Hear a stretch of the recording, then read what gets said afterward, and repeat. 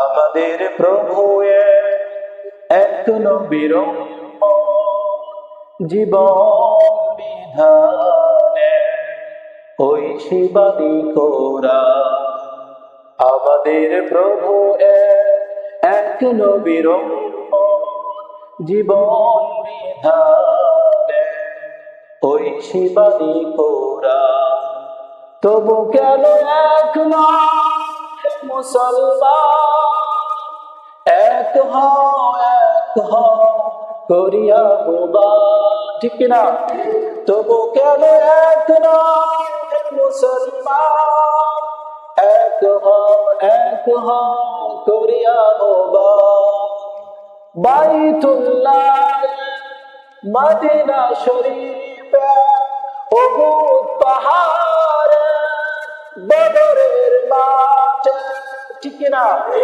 বাইতুল্লাহ Medina শরীফ উহুদের মাঠ বদরের মাঠ। একটা তো জীবন মরণ যে একবার, একটা তো জীবন মরণ যে একবার। মিলে মিশে সবে মিলে একটাই প্রাণ, ঠিক কিনা? মুসলমান ভাই, আমরা মুসলমান ভাই, ঠিক কিনা? এক মুসলমানের এই দুনিয়ার অপর প্রান্তে যদি ওই মুসলমানের গায়ে যদি আঘাত করা হয়, আমার মধ্যে যদি অন্তরের মধ্যে অনুশোচনা না হয়, তাহলে আমি মুসলমান নয়, ঠিক কিনা বলুন?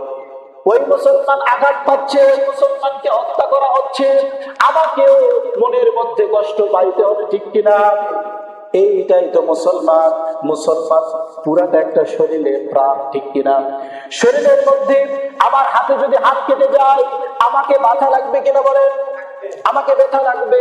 পা কেটে যায়, পায়ে আঘাত পেয়েছি, ব্যথা লাগবে কিনা বলেন? অবশ্যই লাগবে। ঠিক তেমনি ভাবে গোটা মুসলমান একটা বডির সমতুল্য, ঠিক কিনা? বডির একটা অংশে যদি আঘাত করা হয়, ঠিক তেমনি ভাবে ওই ব্যক্তিরা যেরকম ভাবে কষ্ট পায়, মুসলমান যদি দুনিয়ার শেষ প্রান্তেও থেকে থাকে, ওইখানে যদি একজন মুসলমান কষ্ট পায়, আমার অন্তরের মধ্যেও কষ্ট পাওয়া লাগবে, ঠিক কিনা? এইটাই তো প্রাণ। মিলেমিশে আমরা কি একটাই প্রাণ, ঠিক কিনা? আল্লাহ রাব্বুল আলামিন বলেছে, ইন্নাদ-দীনা ইনদাল্লাহিল ইসলাম, নিশ্চয় একমাত্র মনোনীত ধর্ম ব্যবস্থা, জীবন ব্যবস্থা হলো আমার কাছে মনোনীত ধর্ম ব্যবস্থা হলো ইসলাম, ঠিক কিনা? Islam is the complete code of life. বলা হয়েছে ইসলাম একটা পরিপূর্ণ জীবন ব্যবস্থা। ইসলাম মানবতার ধর্ম, ইসলাম নৈতিকতার ধর্ম, ইসলাম হলো উদারতার ধর্ম, ইসলাম হলো সাম্য মিত্র, এরকম ভাবে ইসলাম হলো সাম্যের ধর্ম, ঠিক কিনা বলুন? এজন্য ইসলাম যারা গ্রহণ করেছে, ইসলাম যারা মেনেছে, তারাই মুসলমান, ঠিক কিনা? আর মুসলমান যদি দুনিয়ার অপর প্রান্তে কষ্ট পায়, আরেক মুসলমান, আমাদের অন্তর কি হয়? তাতে অনেক মুসলমান আবার হাসে, ঠিক কিনা? একজন মুসলমানকে হত্যা করা হয়েছে, আবার এই মুসলমান ভাই সাইফুল ভাইকে ইসকন নামক যে রয়েছে সংগঠনে, বাংলাদেশে হিন্দুদের একটা সংগঠনে বাংলাদেশে চলে ইসকন নাম। এই ইসকনের যিনি এখন বর্তমানে প্রধান হিসেবে দায়িত্ব ছিল, এখন ইসকন বলতেছে তাকে আমরা 10 বছর আগে কি করেছি? বহিষ্কার করেছি, ছেলাই করে, ঠিক কিনা? তারা বলতেছে এই যে চিন্ময়, ইসকনের যে নেতা চিন্ময়, এর এখন বলতেছেন যে আমরাও চিন্ময়কে ওই দল থেকে অনেক আগেই বহিষ্কার করে দিয়েছি। আসলে কিন্তু তা নয়। গোটা দেশব্যাপী আন্দোলন চলতেছে যে আমার মুসলমান ভাইকে কেন হত্যা করা হলো। সাইফুল ভাইকে গলাকটে হত্যা করা হয়েছে আটঘাটের মানুষ, তার ছোট্ট একটা মেয়ে আছে, কথা ভালো করে বুঝবেন। যিনি শহীদ হয়ে গেছে, আল্লাহ আমরা দোয়া করি সাইফুল ভাইকে আল্লাহ রাব্বুল আলামিন যেন জান্নাতের সুউচ্চ মাকাম দান করুন, সকলে বলি আমিন। শাহাদাতের মওত আল্লাহ দান করুন, সকলে বলি আমিন। তার কারণ এই বাংলাদেশে আমরা তো ধর্ম নিয়ে বাড়াবাড়ি করি না, ঠিক কিনা? আমরা মুসলমানরা মন্দির পাহারা দিয়েছি, আর তোমরা আমাদের ভাইকে তোমরা কেন হত্যা করলে? আমরা তো মুসলমান। এই যে কয়েকদিন আগে দুর্গা পূজা হয়ে গেল, এই মুসলমানরাই পাহারা দিয়েছে মন্দিরগুলো, যাতে করে মানে কোনো সহিংসতা যেন না হয়। এই জন্য মুসলমানরা পাহারা দিয়েছে। আর আমার ভাইকে কেন হত্যা করা হবে? আমার ওই মুসলমান ভাইকে কেন হত্যা করা হবে? আমরা তো ধর্ম নিয়ে বাড়াবাড়ি করি না, ঠিক কিনা বলো? আমরা অন্য ধর্মকে শ্রদ্ধা করি, তো অন্য ধর্মকে আমরা কি করি? পাহারা দিই। অন্য ধর্মের অনুষ্ঠানগুলো আমরা পাহারা দিচ্ছি, আর আমাদের মুসলমানদের ভাইকে তোমরা হত্যা করতেছ। এই বাংলাদেশে ইসকন নামক কোন সংগঠন হতে দেওয়া চলবে না। ইসকন নামক সংগঠন বন্ধের দাবি আমরা জানাচ্ছি, ঠিক কিনা বলো? কারণ এই ইসকন একটা উগ্রবাদী সংস্থা। এইটা ভারতের এজেন্ডায় বাংলাদেশে বাস্তবায়ন করার চেষ্টা করতেছে। এই ইসকন নামক এই সংগঠনটাই বাংলাদেশের সন্ত্রাসী যত প্রকার অপকর্ম আছে তারা করে। আমি এই মেম্বার থেকে আমি জোর দাবি জানাচ্ছি যে ইসকন নামক সংগঠনটা কি হয়ে যায় বাংলাদেশে বন্ধ হয়ে যাক। তার কারণ এই ইসকন নামক সংগঠনটা মুসলমানের সংস্কৃতিটা তুলে দিয়ে তাদের সংস্কৃতি বাংলাদেশে প্রতিষ্ঠা করতে চায়।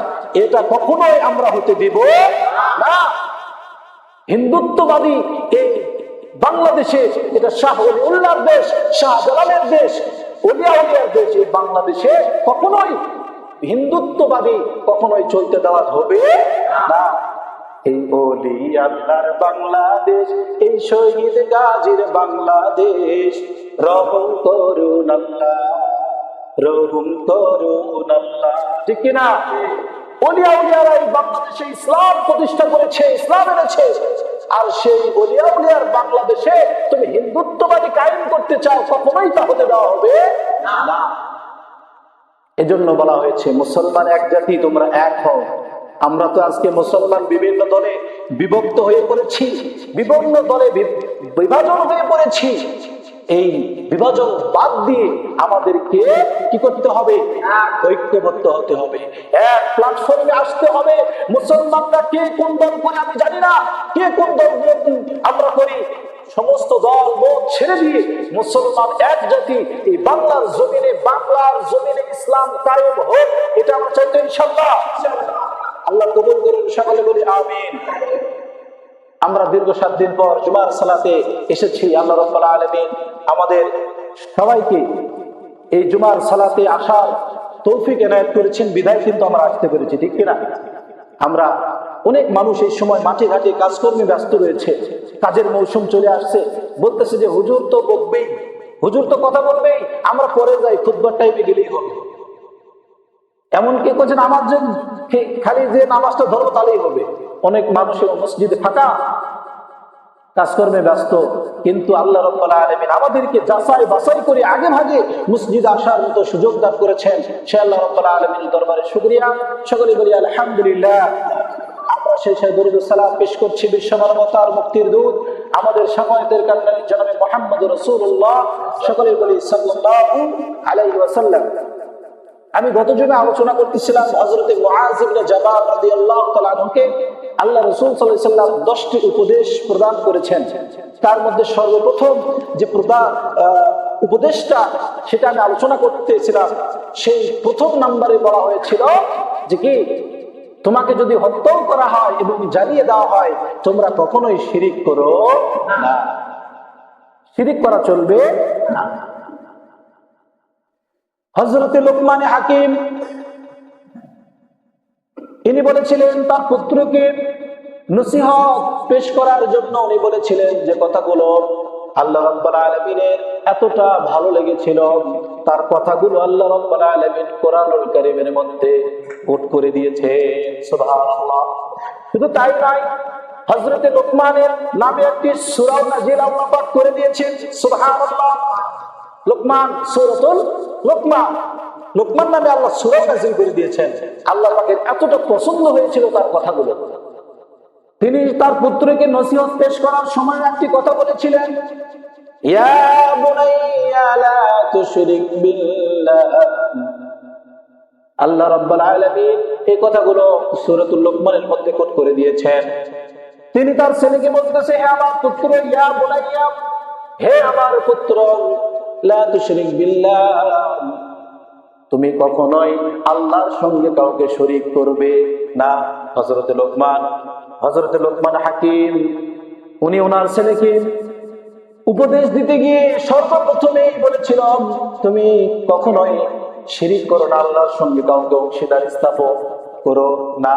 তার মানে বোঝা গেল আমাদের জীবন চলে যাবে আল্লাহর সঙ্গে কাউকে শরীক করতে রাজি নাই। দ্বিতীয় নম্বরে আল্লাহ রাসূল সাল্লাল্লাহু আলাইহি ওয়াসাল্লাম হযরতে মুআজ ইবনে জাবাল রাদিয়াল্লাহু তাআলা আনহুকে ডেকে বললেন, হে মুআজ, দ্বিতীয় নম্বরে যে উপদেশটি আমি তোমাকে দিচ্ছি সেটা হলো জিহাদের ময়দান থেকে কখনোই পলায়ন করা যাইবে না। যদিও সমস্ত ব্যক্তি হত্যা হয়ে যায়, তুমি একা জীবিত আছো। কথা ভালো করে বুঝেন, সমস্ত ব্যক্তি মারা গিয়েছে, শহীদ হয়ে গিয়েছে, ওই যুদ্ধের ময়দানে তুমি একা আছো, এই সময়ও তোমাকে পিছু হটা চলবে না। দ্বিতীয় নম্বর আল্লাহ রাসূল কি বললেন, যে জিহাদের ময়দান থেকে পালানো যাবে না। আল্লাহ রাসূল সাল্লাল্লাহু আলাইহি সাল্লাম দ্বিতীয় নম্বরে যে উপদেশটি দিলেন সেটা হলো জিহাদের ময়দান থেকে কখনোই পলায়ন করা চলবে না। এখন আমরা বলেন তো, এই যে জিহাদ, এই জিহাদ শব্দটা আমরা সম্পর্কে কিভাবে পরিচিত আছি? আমরা তো মনে করি জিহাদ মানে গাড়ি ভাঙচুর, দাঙ্গা হাঙ্গামা করা, মানুষের ঘর বাড়ি জ্বালানো। নয়, কখনোই নয়, এটা আমাদের ভুল বোঝানো হয়েছে। জিহাদ হলো ফরজ। ইসলামের একটা বিধান কি বলেন তো? জিহাদ ফরজ। ওয়াজাহিদু ফিল্লাহি হাক্কা জিহাদি। হযরত ইব্রাহিম আলাইহিস সালাতু ওয়াস সালাম নমরুদের বিরুদ্ধে যুদ্ধ ঘোষণা করেছিল। হযরত ইব্রাহিম আলাইহিস সালাতু ওয়াস সালাম নমরুদের বিরুদ্ধে জিহাদ করেছিল, ঠিক কিনা বলুন? হযরত ইব্রাহিম আলাইহিস সালাতু ওয়াস সালাম নমরুদের বিরুদ্ধে জিহাদ ঘোষণা করেছিল। হযরত ইব্রাহিম আলাইহিস সালাতু ওয়াস সালাম কে বলা হলো, জাহিদু ফিল্লাহি হাক্কা জিহাদি হুয়া ইজতাবাকুম ওয়া মা জাআলা আলাইকুম ফিদ-দীনি মিন হারাজ মিল্লাতা আবিকুম ইব্রাহিম হুয়া সাম্মাকুমুল মুসলিমিন। আল্লাহু আকবার। আল্লাহ রাব্বুল আলামিন বললেন, হে ইব্রাহিম, তুমি হলো জাতির পিতা।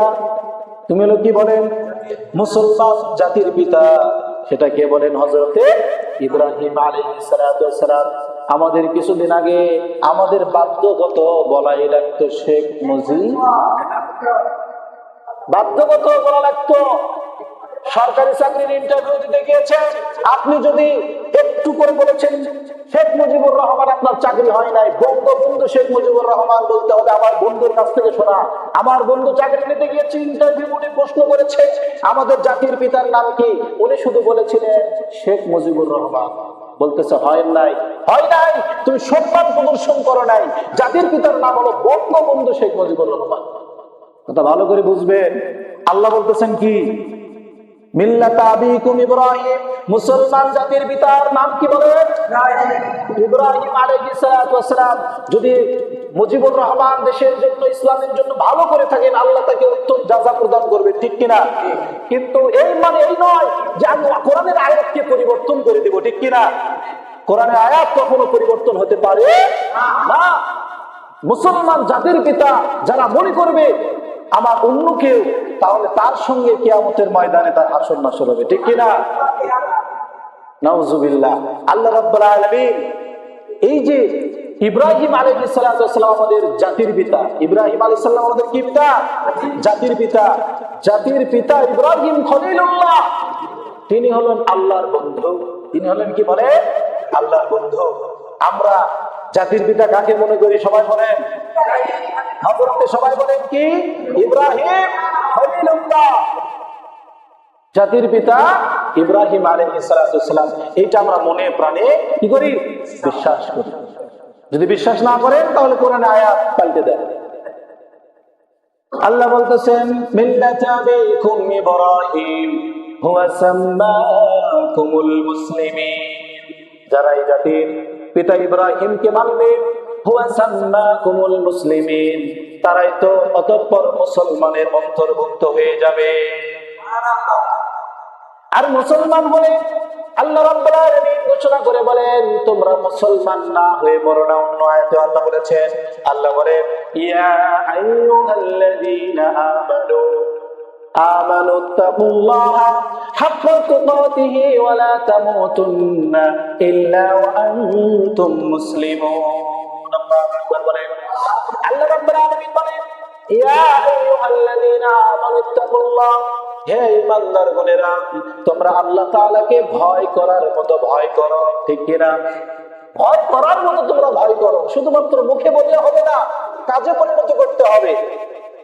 আমাদের অনেক সময় আমরা মনে করি রোজা থেকে ঘুষ খাবো, এটা তো কখনো হতে পারে না। তো রোজা থেকে ঘুষ খাওয়া যাবে না। যখন মাগরিবের নামাজের সময় ইফতার করব, ইফতারের পর তো ঘুষ খাওয়া যাবে। বলতেছে না, ওইটা আমি রোজা আছি, ওই টাকাটা হাতে নিবো না, ওই ড্রয়ারে রাখো। আমি মাগরিবের নামাজের পরে যখন ইফতার, যখন আমি রোজা ভেঙে ভাঙবো, যখন রোজা ভেঙে যাবো, যখন রোজা অবস্থায় থাকবো না, তখন আমি ওই টাকাটা নেবো। আচ্ছা বলেন তো, রোজা থাকা অবস্থায় আপনাকে কে বুদ্ধি দিল যে আপনাকে ঘুষের টাকা নেওয়া যাবে না রোজা থাকা অবস্থায়, আর রোজা যখন আপনি থাকবেন না ওই সময় আপনি ওই ঘুষের টাকা নেওয়া যাবে? এটা আপনি কোন হাদিস থেকে পাইছেন? এটা কোন হাদিস নয়। ঘুষ হারাম তো হারামই, ঠিক কিনা? সুদ ঘুষ কি হারাম। আপনি বলতেছেন যার দিনের বেলায় রোজা আছি, এই টাকাটা হাত দিয়েও আমি ছোবো না, তুমি ডয়ারে রেখে দাও। এরা হলো শিক্ষিত শয়তান। এরা কি বলেন তো? শিক্ষিত শয়তান, যারা কলমের খোঁচা মেরে লক্ষ লক্ষ কোটি কোটি টাকায় বাংলাদেশ থেকে আত্মসাৎ করেছে। ঠিক কিনা বলে?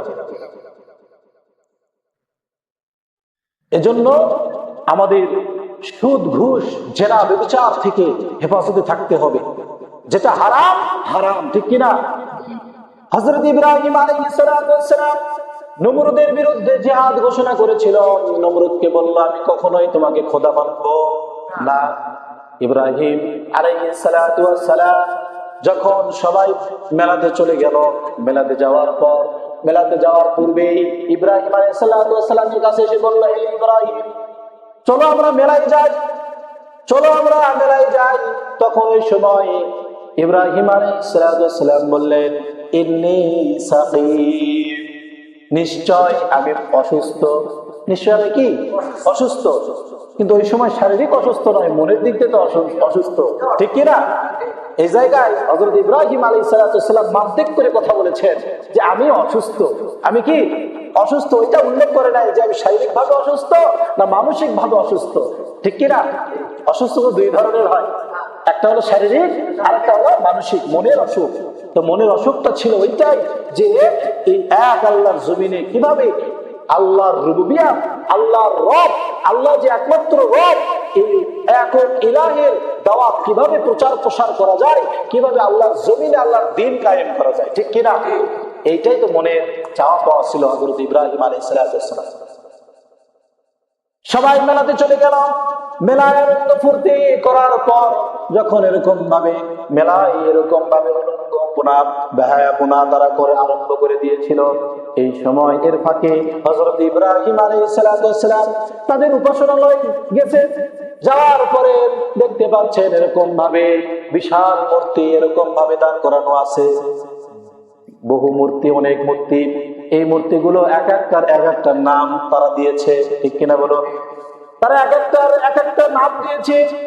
কেউ আগুনের দেবতা, কেউ বাতাসের দেবতা, কেউ জ্ঞানের দেবতা, কেউ পানির দেবতা, কেউ আবার কি সৌন্দর্যের দেবতা, ঠিক কিনা?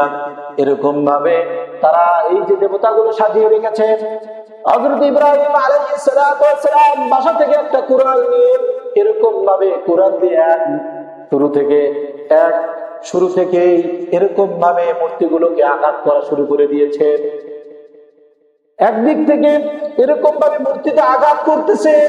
সমস্ত মূর্তির কারো হাত নাই, কারো পা নাই, কারো মাথা নাই। এরকম ভাবে মূর্তিগুলো ভাঙার পর ওই কুরআনটা ওই বড় যে মূর্তিটা রয়েছে বড় মূর্তির ঘাড়ে রেখে চলে আসছে। আসার পরে যখন তারা মেলা থেকে চলে আসলো, আসার পরে তাদের পূজা মণ্ডপে যখন গেছে, যাওয়ার পর দেখতে পাচ্ছে আমাদের দেবতার একই হাল, দেবতার একই হাল। তখন ওই সকল ব্যক্তিরা নমরুদ বলল, এটা অন্য কারোই কাজ নয়, এটা হলো ইব্রাহিমের কাজ। এটা কার কাজ বলেন? ইব্রাহিমের কাজ। চলো সবাই ইব্রাহিমের কাছে চলো। ইব্রাহিমের কাছে গিয়ে বলতেছে, ইব্রাহিম তুমি কি আমাদের মূর্তিগুলো ভেঙেছ? ইব্রাহিম ডাক দিয়ে বলতেছে যে তোমাদের মূর্তিকে কে ভেঙেছে, তোমাদের দেবতাকে কে ভেঙেছে, এটা তোমাদের দেবতাকেই জিজ্ঞেস করো। কথা ভালো করে বুঝবেন, কি বলতেছেন? যে তোমাদের দেবতাকে কে মেরেছে, কে ভেঙেছে, এইটা কাকে জিজ্ঞেস করো? তোমাদের দেবতাকে জিজ্ঞেস করো। তখন তারাই বলতেছে, ইব্রাহিম তুমি কি পাগল হয়ে গেছো? আমাদের মূর্তি তো, আমাদের দেবতা তো কথা বলতে পারে না। তারাই বলতেছে, দেখেন আমাদের মূর্তি তো কথা বলতে পারে না। তখন বলতেছে যে তোমরা তোমাদের দেবতার যদি কথাই না বলতে পারে, তাহলে তোমরা তার ইবাদত উপাসনা কি জন্য করো? দেখেন এই জায়গায় ইসলামের দাওয়াতটা ইব্রাহিম আলাইহিস সালাম কি করলেন? দিয়ে দিলেন। তারাই বলতেছে যে আমাদের মূর্তির কোনো ক্ষমতা নাই, আমাদের মূর্তির গায়ে যদি একটা মশাও পড়ে, এই মশাকে তাড়ানোর মতো কোনো ক্ষমতা মূর্তি আছে কি? নাই। সে তো নির্জীব, একজন মাটির তৈরি, পাথরের তৈরি মূর্তি, ঠিক কিনা? ওই সময় তারা বলতেছে যে আমাদের মূর্তির তো কোনো ক্ষমতা নাই। ইব্রাহিম আলাইহিস সালাম সঙ্গে সঙ্গে এরকম ভাবে ইসলামের দাওয়াত দিয়ে দিলেন। ইসলামের দাওয়াত দিলেন, এক আল্লাহর দাওয়াত দিলেন। ইয়া কওমি ইবুদুল্লাহ মা লাকুম মিন ইলাহিন গায়রু। হযরত ইব্রাহিম আলাইহিস সালাম বললেন, ইয়া কওমি, হে আমার কওমবাসী, ইবুদুল্লাহ, একমাত্র আল্লাহ তাআলার ইবাদত তোমরা করো। একমাত্র আল্লাহর ইবাদত করো। তোমরা দেবদেবীর পূজা বাদ দাও, তোমরা শিরকিয়াত বাদ দাও, তোমরা এক আল্লাহর দাওয়াত মেনে নাও, এক আল্লাহকে ইলাহ হিসেবে তোমরা স্বীকার করে নাও, আর এক আল্লাহর ইবাদত তোমরা করো। মা লাকুম মিন ইলাহিন গায়রুহু, আল্লাহ ব্যতীত বাকি যতগুলো তোমরা ডাকতেছো, এগুলো সবই কি বলেন? এগুলো সবই মিথ্যা বানোয়াট, এগুলো ধ্বংস হয়ে যাবে, এগুলো কিছুই থাকবে না। কিন্তু যে সময় দুনিয়া ছিল না, আল্লাহ পাক ছিলেন, আছেন, ভবিষ্যতেও থাকবে। আল্লাহ রাব্বুল আলামিন বলতেছেন যে আমি হলাম অতীতেও ছিলাম, বর্তমানেও আছি এবং ভবিষ্যতেও থাকবো। এইটা ইব্রাহিম আলাইহিস সালাতু ওয়াস সালাম তার কওমের কাছে দাওয়াত পৌঁছে দিলেন। এরপরে নমরুদের আর বোঝার বাকি রইল না যে এই কাজটা ইব্রাহিম করেছে। সঙ্গে সঙ্গে তারা বললেন, এই ইব্রাহিমকে তাড়াতাড়ি করে তোমরা কি করো, বন্দী করে নাও, জেলখানায় বন্দী করে নাও। তার জন্য এরকম অগ্নিকুণ্ড, বিশাল অগ্নিকুণ্ড এরকম ভাবে প্রস্তুত করো। এই বিশাল অগ্নিকুণ্ডের মধ্যে ইব্রাহিমকে ফেলে দেওয়া হবে। বিশাল আয়োজন করা হলো। আপনারা ঘটনা সকলেই জানেন। আমি মূল জিনিসটা বলবো যে জিহাদের ময়দান থেকে ইব্রাহিম কখনোই কি হয় নাই, পালাই নাই। সে কি নমরুদের ভয়ে দেশ ছেড়েছে নাকি? নমরুদের ভয়ে কি দেশ ছেড়ে চলে গেছে? কখনোই নাই। তাকে বলা হলো যে এরকম ভাবে আগুনের মধ্যে ইব্রাহিমকে ফেলে দেওয়া হবে, বন্দী অবস্থায় হাত পা বেঁধে ইব্রাহিম আলাইহিস সালাতু ওয়াস সালামকে এরকম অগ্নিকুণ্ডের উপরে ফেলে দিল। ইব্রাহিম আলাইহিস সালাতু ওয়াস সালামকে যখন ফেলে দিবে, এরকম অবস্থায় ফেরেশতা এসে তার কাছে বলতেছে, ইব্রাহিম আল্লাহর বন্ধু, আপনি শুধু একটি বার বলুন, আমাদের ৭০,০০০ নূরের পাখা আছেন, এক পাখার ঝাপটা দিলে এই অগ্নিকুণ্ডটা কি হয়ে যাবে? ধূলিসাৎ হয়ে যাবে, উড়ে চলে যাবে। ইব্রাহিম আলাইহিস সালাতু ওয়াস সালাম বললেন, আমার আল্লাহ কি আমায় দেখতেছে না? আমার আল্লাহ কি আমাকে দেখতেছে না? আমি তোমার কাছে কেন চাইবো? আমার আল্লাহই ব্যবস্থা করবেন, ঠিক কিনা? মনের তামান্না দেখছেন, মনের ইমানটা কি, তার ইমানটা কত মজবুত ছিল যে তোমার কাছে আমি সাহায্য চাচ্ছি কেন?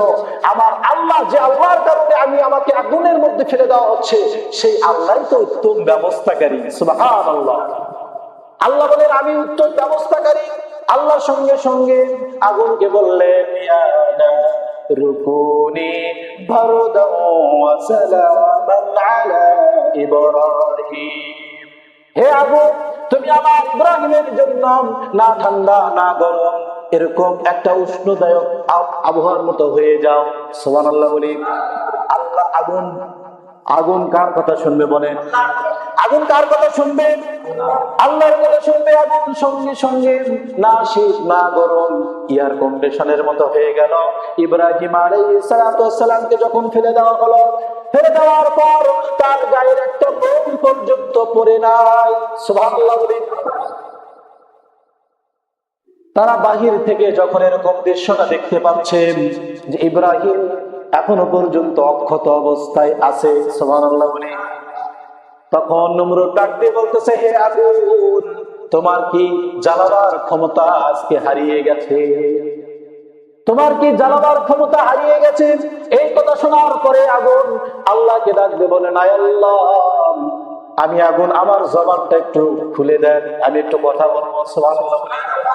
আগুন আল্লাহর কাছে বলতেছেন, আল্লাহ আমার জবানটা খুলে দাও, আমি নমরুদকে উত্তর দিতে চাই। সুবহানাল্লাহ। গায়েবী আওয়াজ থেকে এরকম ভাবে ভেসে আসলো, আগুন কথা বলতেছে। আগুন বলতেছে, হে নমরুদ, আমি জ্বালাতে পারি কি পারি না, একবার তুমি আসো। আমি জ্বালাতে পারি কি পারি না, একবার তুমি এসে দেখো। ঠিক কিনা বলো? ইব্রাহিম আলাইহিস সালামকে আল্লাহর আদেশে আগুনটা এয়ার কন্ডিশন হয়ে গেছে, আর ওই আগুনই বলতেছে, আমি জ্বালাতে পারি কি পারি না, একবার তুমি আমার মধ্যে এসে দেখো। ইব্রাহিম আলাইহিস সালাম ওই সময় পর্যন্ত ঈমানের উপরে বলিয়ান ছিলেন, জিহাদের ময়দান থেকে কখনো পলায়ন করে নাই। এইটাই হলো উত্তম দৃষ্টান্ত, উত্তম কি উদাহরণ। আমরাও জিহাদের ময়দান থেকে কখনো পলায়ন করব না। জিহাদের ডাক যদি আসে, আমরা সকলে ঐক্যবদ্ধ হয়ে জিহাদের ময়দানে ঝাঁপিয়ে পড়বো ইসলাম প্রতিষ্ঠার লক্ষ্যে। ঠিক কিনা? এই যে ইসকন নামক যে সংগঠনটি বাংলাদেশে অরাজকতার সৃষ্টি করার চেষ্টা করতেছে, মুসলমানরা কখনোই এই অপশক্তিকে সাপোর্ট করতে পারে না। আমরা আল্লাহ রাব্বুল আলামিন তো বলেই দিয়েছেন, লা ইকরাহা ফিদ্দীন, হে আমার বান্দারা, তোমরা ধর্ম নিয়ে বাড়াবাড়ি করো না। তোমরা ধর্ম নিয়ে কি করে না? বাড়াবাড়ি করো না। আমরা তো ধর্ম নিয়ে বাড়াবাড়ি করি না। আমরা তো হিন্দুদেরকে, অন্য ধর্মাবলম্বীদেরকে আমরা তো পিটায়া ইসলামের মধ্যে আনতেছি না। ঠিক কিনা? এই জন্য আমরা অন্যান্য ধর্মের প্রতি কি করে পাহারা দিয়ে আমরা এই দেশে শান্তি এবং শৃঙ্খলা ফিরিয়ে আনতে চাই। ঠিক কিনা? কিন্তু আমাদের মুসলমান ভাইদের হত্যা করা হচ্ছে। আমাদের অ্যাডভোকেট সাইফুল ইসলাম ভাইকে হত্যা করা হয়েছে। চট্টগ্রামে আমার ভাইকে হত্যা করা হয়েছে, সে আমার মুসলমান ভাই। আমি এখান থেকে প্রতিবাদ জানাচ্ছি, যে ব্যক্তির আদেশে হত্যাকার্যগুলো পরিচালনা হয়েছে ওই ব্যক্তির ফাঁসির দাবি জানাচ্ছি। ঠিক কিনা বলুন? ফাঁসির দাবি জানাচ্ছি আমি। আমরা সকলে এখান থেকে ফাঁসির দাবি জানাচ্ছি। আল্লাহ রাব্বুল আলামিন যেন আমাদের সবাইকে ঐক্যবদ্ধ হয়ে ইসলামের উপরে অটুট থাকার মতো তুমি তৌফিক দান করুন। সকলে বলি আমিন। ওয়া আখিরু দাওয়ানা আনিল হামদুলিল্লাহি রাব্বিল আলামিন। ভাই কিছু কথা বলুন।